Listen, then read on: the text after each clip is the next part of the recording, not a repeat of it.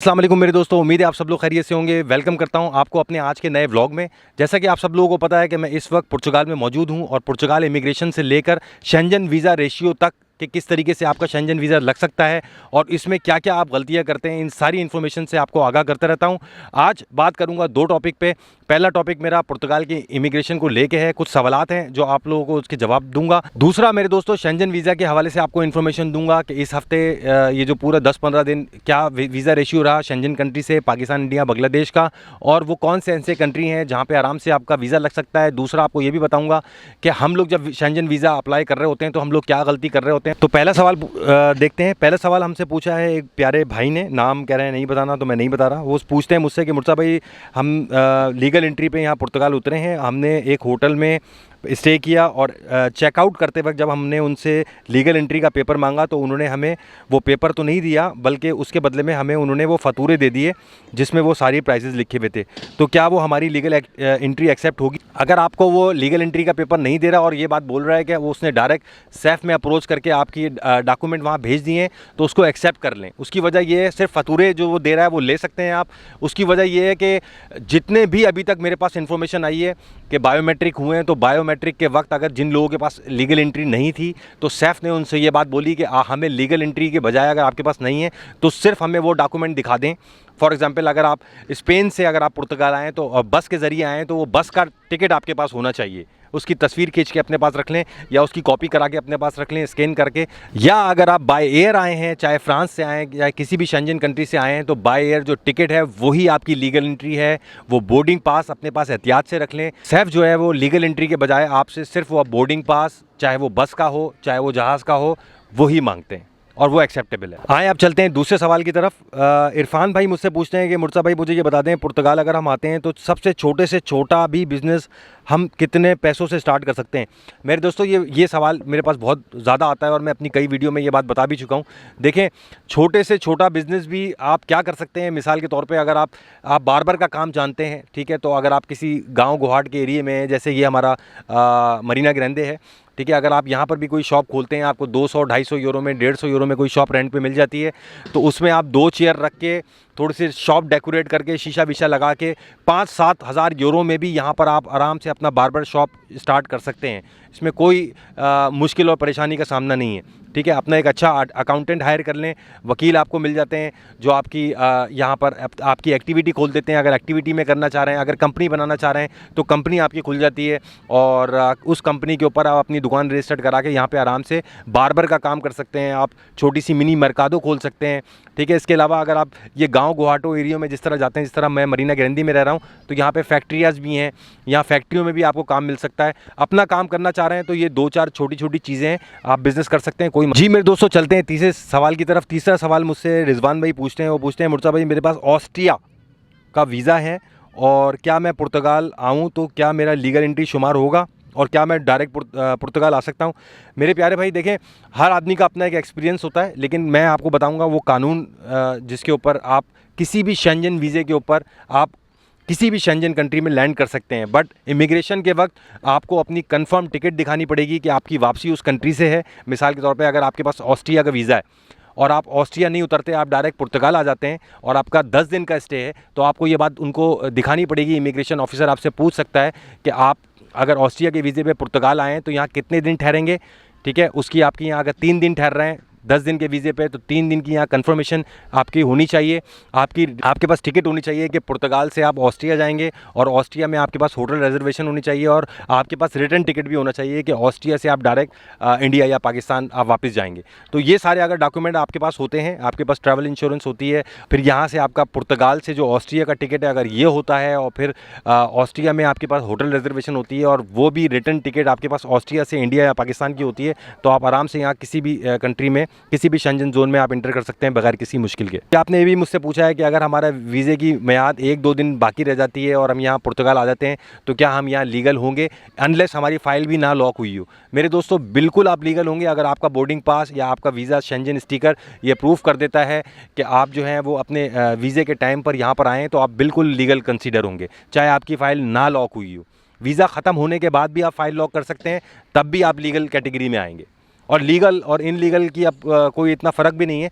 सिर्फ फ़र्क यही आ रहा है कि देखा जाए सैफ जो ये बात कह रही है कि लीगल एंट्री में आपको 6 टैक्स दरकार हैं और इनलीगल में आपको समटाइम आप 12 टैक्स की तरफ चले जाते हैं। बट टाइम, प्रोसेस, बायोमेट्रिक अब सब सेम हो गया है। जी मेरे दोस्तों, अगला सवाल मुझसे पूछा है मुर्तज़ा भाई, मैं 6 महीने से यहाँ पुर्तगाल में हूँ, मेरे पास काम नहीं है, मैं बहुत परेशान हूँ, मुझे नहीं समझ में आ रहा कि मुझे क्या करना चाहिए, क्या मैं वापस चला जाऊँ या मज़ीद यहाँ पे काम ढूंढूँ।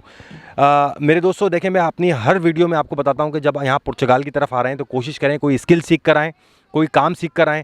अभी थोड़ी देर पहले मैंने यहाँ पे कुछ स्टूडेंट बच्चों का इंटरव्यू लिया, उनके पेरेंट्स जो हैं वो यहाँ पे 5-5, 6-6 साल से रह रहे हैं और कोई मैकेनिक का काम जानता है, कोई प्लम्बर का काम जानता है, कोई कारपेंटर है। तो ये सारे स्किल्ड लोग हैं। तो स्किल्ड लोगों को पूरी दुनिया में कहीं कोई मुश्किल नहीं है काम देखने की, काम ढूंढने की।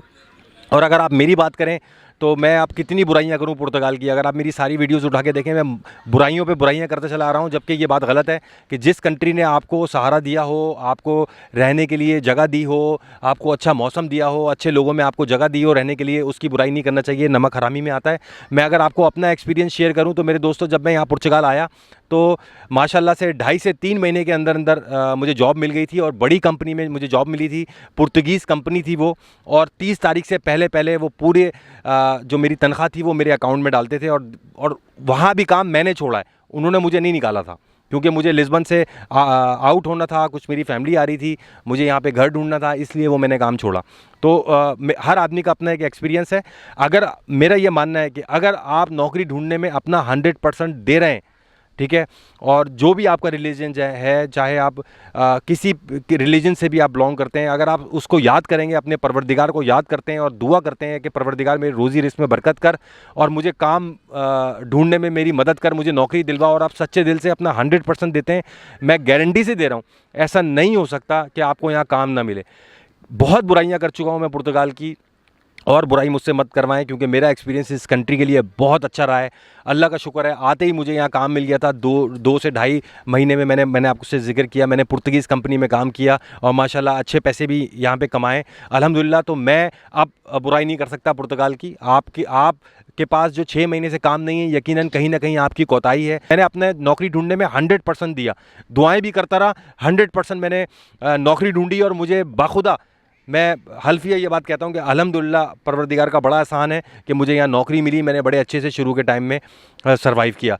असल में होता ये है मेरे दोस्तों कि जब आप नए नए आते हैं ना, तो मिसाल के तौर पे आपको ज़बान नहीं आती, आप किसी भी दुकान में 2-4 दुकानों पे जाते हैं और थक कर हार के आप घर आ जाते हैं और बोलते हैं यार मुझे काम नहीं मिल रहा, मैं बहुत परेशान हूँ। पीछे से आपको घर याद आ रहा होता है और दिमाग में टिकटिकी बनी होती है कि चलो यार वापस चलते हैं, और फिर आप काहलत करते हैं आप नौकरियाँ ढूंढने में। एक ये बहुत बड़ी वजह है कि आपको नौकरी नहीं मिलती। काम अगर ढूंढना चाहते हैं, मैं गारंटी दे रहा हूँ 100% काम मिलेगा आपको। आप लिस्बन में कोई दुकान ना छोड़ें, कोई होटल ना छोड़ें, चाहे बर्तन धोने की आपको नौकरी मिले आप ज़रूर करें। अगर आपको लिस्बन में नहीं मिल रही तो आप लिस्बन से फिर आप मिसाल के तौर पे कोई ऐसा एरिया चूज़ कर लें जहाँ पे फैक्ट्रीज़ हैं। जैसे मैं बताऊँ, लीरिया हो गया, पनीच हो गया, ठीक है ना, फारो की कुछ जगहें हो गई, वो इंडस्ट्रियल एरिए हैं, वहाँ पे फैक्ट्रीज़ हैं, वहाँ फैक्ट्रियों में काम मिल जाता है। थोड़ी ज़बान ज़रूर सीख लें, ठीक है। आते ही हम लोग पाकिस्तानी, इंडियन, बांग्लादेश क्या करते हैं, वो भागते हैं सीधा नौकरियों की तरफ, बजाय इसके कि एक कंट्री में आपको सेटल डाउन होना है तो आप उसका लॉ समझो, थोड़े से पैसे साथ लेकर आओ, उसका लॉ समझो, वहाँ लैंग्वेज कोर्स करो ताकि आप इन लोगों से इंटरेक्ट हो सको। 100% आपको काम मिलेगा, 100%। यहाँ यूट्यूब पे मैं देखता हूँ अक्सर लोग मुझे वीडियोज़ भेजते हैं कि मुर्तज़ा भाई इन भाई की वीडियो देखो, ये कितनी बुराई कर रहे हैं। मैं खुद भी बुराई करता हूँ, ताकि बुराई करने का मतलब मेरा ये नहीं है कि मैं आपको डीमोटिवेट करूं। बुराई करने का मतलब मेरा ये है कि भाई आप लोग वहाँ से आ रहे हो तो अपना माइंड प्रिपेयर करके आओ कि आपको प्रदेश में तकलीफ़ें उठानी पड़ सकती हैं। तो मेरे दोस्तों चलते हैं अपने दूसरे टॉपिक की तरफ। दूसरा टॉपिक मेरा, जैसे कि आपको पता है कि शेंजन वीज़ा रेशियो को लेकर है कि कौन से वो ऐसे कंट्री हैं शेंजन जोन के जो आपको इस वक्त वीज़ा दे रहे हैं, और हमारे लोगों का जो कॉन्सेप्ट है शेंजन वीज़ा को लेकर वो क्या गलती कर रहे हैं। तो आए मजीद इसके ऊपर बात करते हैं। मेरे पास बहुत बड़ी तादाद में मेरे दोस्तों आपके मैसेज आते हैं, वो बोलते हैं मुर्तज़ा भाई मुझे ये बताएं वो कौन सा ऐसा शेंजन कंट्री है जो बहुत आराम से शेंजन कंट्री का वीज़ा दे देता है बगैर बैंक स्टेटमेंट के और फ्रेश पासपोर्ट पे। तो मेरे दोस्तों मैं आपको एक बात बताता चलूँ कि कोई भी ऐसा शेंजन कंट्री नहीं है जो आपको बहुत आराम से बगैर बैंक स्टेटमेंट के और फ्रेश पासपोर्ट में इतनी आराम से वीज़ा दे दे। आपकी प्रोफाइल का होना उसमें बहुत अच्छा है। दूसरी, मैं आप लोगों की ये गलत फहमी और दूर करूँ कि मेरे पास बहुत बड़ी तादाद में आप लोगों के मैसेज आते हैं, एस्टोनिया, लिथुनिया, चेक रिपब्लिक, आप सब लोग मुझसे ये बात बोलते हैं कि मुर्तज़ा भाई इन कंट्रियों में तो कोई जाता नहीं है, तो बहुत आसान है इन कंट्रियों का वीज़ा लेना। तो आप लोगों को बताता चलूँ मेरे दोस्तों, ये बहुत मुश्किल काम है इन कंट्रियों का भी वीज़ा लेना। अगर आप मुझसे ये बात कर रहे हैं कि मुर्तज़ा भाई यहाँ पे एप्लीकेशन ज़्यादा लोगों की नहीं जा रही और इसलिए एम्बेसडर फारिग बैठे हैं, वो आपको वीज़ा दे देंगे इन कंट्रियों का, तो ऐसा नहीं है मेरे दोस्तों। ये कंट्री और ज़्यादा सख्त हैं, क्योंकि इनको ये बात का पता है कि जैसे एस्टोनिया हो गया, लिथुनिया हो गया, तो यहाँ पे घूमने की कोई जगहें हैं ही नहीं। ये वो कंट्रीज़ हैं जो टूरिज़्म को प्रमोट करते ही नहीं, इन्हें बंदे चाहिए ही नहीं। इन्हें ये बात का अंदाज़ा है कि इनके कंट्री में कोई ऐसा अट्रैक्शन नहीं है बहुत ख़ास कि लोग जर्मनी, फ्रांस, इटली छोड़कर एस्टोनिया या चेक रिपब्लिक आएँ।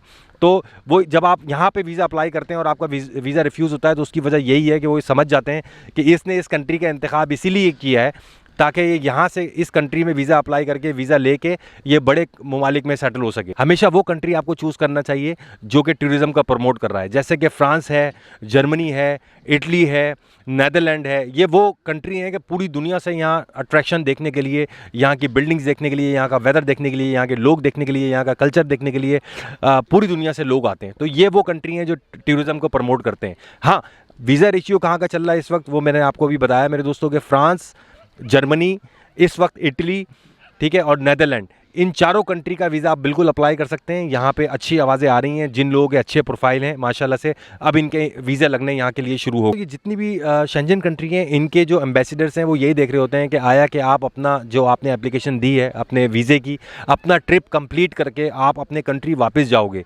उसके हवाले से आपकी एप्लीकेशन कितनी स्ट्रॉन्ग है। आया कि आपके कंट्री में आपके स्ट्रॉन्ग टाइज़ मौजूद हैं, आपके पास अच्छी जॉब मौजूद है, आपके पास बैंक स्टेटमेंट मौजूद है, आपके वालिदैन आपके मुल्क में हैं। आया कि क्या वो ऐसे स्ट्रॉन्ग टाइज़ हैं कि आप उन ऑफिसर को, जो इमिग्रेशन ऑफिसर है, आप उसको मुतमईन करते हो कि हाँ हम अपना ट्रिप कंप्लीट करके वापस आएंगे। बोलते हैं कि हमारा एजेंट हमसे बोल रहा है 20 लाख रुपए दो, हम तुम्हें वीज़ा लगा देंगे। मेरे दोस्तों, ये सारे पैसा खाने की सारी स्कीमें।